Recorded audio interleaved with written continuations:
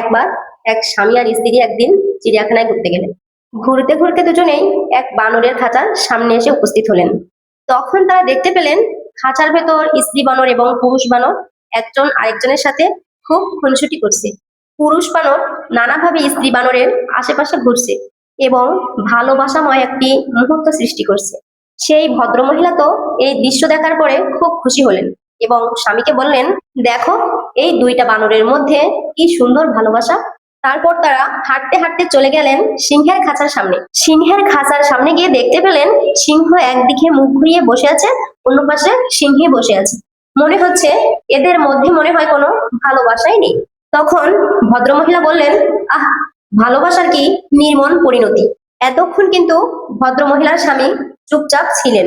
এইবার তিনি নীরবতা ভঙ্গ করে স্ত্রীকে বললেন, নাও এই পাথরটি তুমি সিংহের খাঁচার ভিতরে থাকা সিংহের দিকে ছুঁড়ে মারো। স্ত্রী তাই করলেন। সিংহের খাঁচার ভিতরে থাকা সিংহের দিকে পাথরটি ছুঁড়ে মারলেন, আর অগ্নি সিংহ গর্জন করে সামনে ছুটে এলো তার স্ত্রীকে রক্ষা করার জন্য। সে গর্জন করতে করতে সামনের দিকে চলে এলো তার স্ত্রীকে রক্ষা করবে বলে। তখন সেই ভদ্রলোক তার স্ত্রীকে বললেন, এই একই কাজ তুমি বানরের খাঁচার সামনে গিয়েও করো। ছোট্ট একটি পাথর স্ত্রী বানরকে গিয়ে ছুঁড়ে মারো। তাই করলেন তিনি। তখনই পুরুষ বানরটি স্ত্রী বানরটিকে রেখে নিজের আত্মরক্ষার জন্য ছুটে পালিয়ে গেল।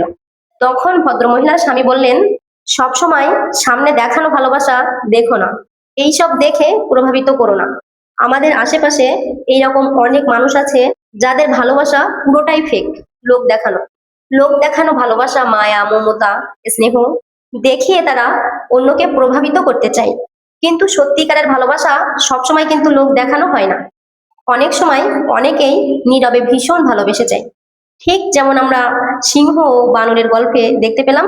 সামনাসামনি দেখতে হয়তো বাইরে থেকে মনে হচ্ছিল বানর দাম্পত্যের মধ্যে সবচেয়ে ভালো সম্পর্ক বা ভালোবাসা বেশি, কিন্তু যেই একটি বিপদ চলে এলো অমনি দেখা গেল সঠিক ভালোবাসা তো ছিল সিংহ দাম্পত্যের মধ্যে, যা গোপন ছিল। বর্তমান পৃথিবীতে সিংহের চেয়ে বানরের কদরটাই বেশি। তাই সাবধান, বানরের মতো লোক দেখানো ভালোবাসায় ভুলবেন না যেন।